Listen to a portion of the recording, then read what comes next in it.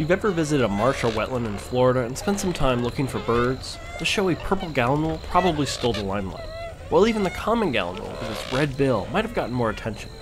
But today I'd like to introduce you to the much underappreciated American Coot.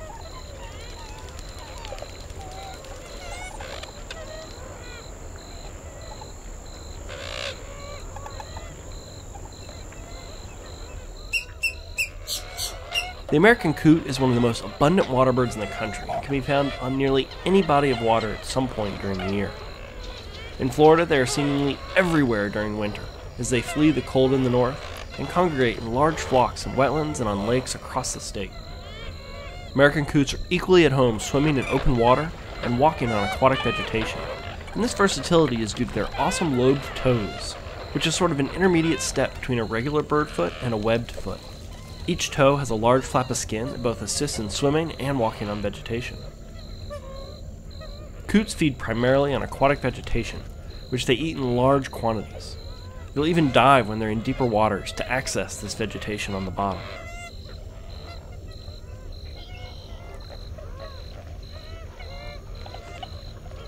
Now, as these birds congregate into large flocks, they tend to get raucous, rowdy, and a bit feisty. Fights between individuals are common and can appear to be rather violent. Individuals start by puffing themselves up to appear larger and then challenge their neighbor. Fights typically consist of locking feet and beating each other with their wings, but sometimes, when one bird dominates, he forces the loser underwater.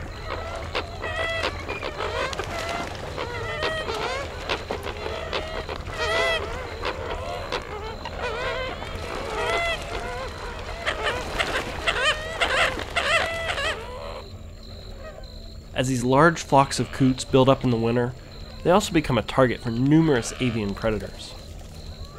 Bald eagles are probably the most common predator, targeting these dense flocks on a daily basis.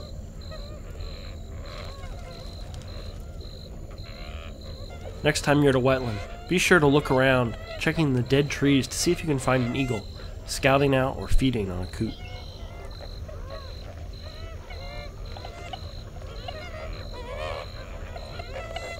Peregrine falcons are in the area as well and won't hesitate to take a coot for a meal.